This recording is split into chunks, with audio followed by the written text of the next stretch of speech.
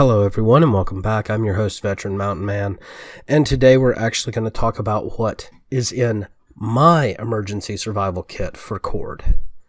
Now, I'm going to give you the basics of what I have in my kit. I'm not going to go into any advanced forward staging kits or anything of that nature, just what I have in my evacuation kit.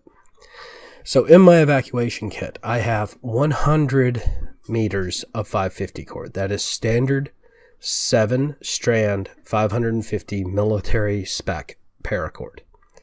Okay, I don't have a whole lot, and a lot of people are like, well, you should have more than that. Well, not really, because I do have supplies tucked away in the event that I do need to do a massive evacuation.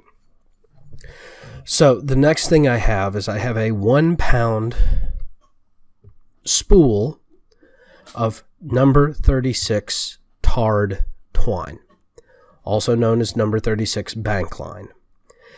And I have that in a Ziploc bag so that it doesn't accidentally bleed and so that I don't get the smell of it on other things. I would recommend that you be very careful when buying bank line and make sure that you buy a high quality bank line that isn't dipped, but instead is completely infused before spooling. If they dip the spool, you'll end up with streaking in it, and it won't actually be completely tarred. You'll only have tarring on the surface, and the interior of the twine won't have any tar, and it won't be effective. I also keep waxed thread. I keep a sewing bobbin full of waxed thread. I keep a sewing bobbin of number 10 spider wire. That's 10-pound test braided filament. I also keep a 20-pound test braided filament bobbin of spider wire. And in my emergency survival fishing kit, I have 200 feet of 25-pound test spider wire. Now that's designed to be used as primarily fishing line and lure line. I do have some wire that I keep in Ford stockpiles, primarily 24 and 26 gauge floral wire and stainless steel trap wire.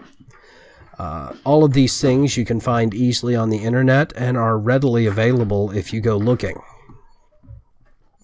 Now, I am going to do another video discussing spider wire and why I use spider wire in my emergency survival kits over monofilament fishing line. And there are several reasons. Also, if you're looking to do an emergency medical kit, spider wire does make a non-sterile substitute for suturing. I wouldn't recommend it unless it's life or death. I would always recommend using sterile sutures unless it's absolutely life or death. But spider wire can be substituted if you do have a life or death situation. Well, I want to thank you all again for joining me on this video on cordage about what I keep in my pack.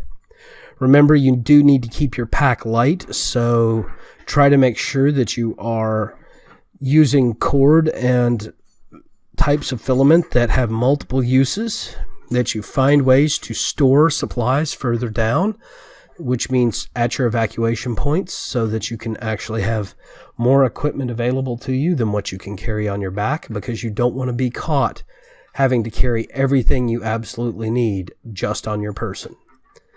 Well, thank you all again for joining me. Please remember to thumbs up and follow on VidMe, or like and subscribe on YouTube. Also, you can thumbs up and subscribe on BitChute and all the other social media sites down below. Thank you all again, and have yourselves a great day.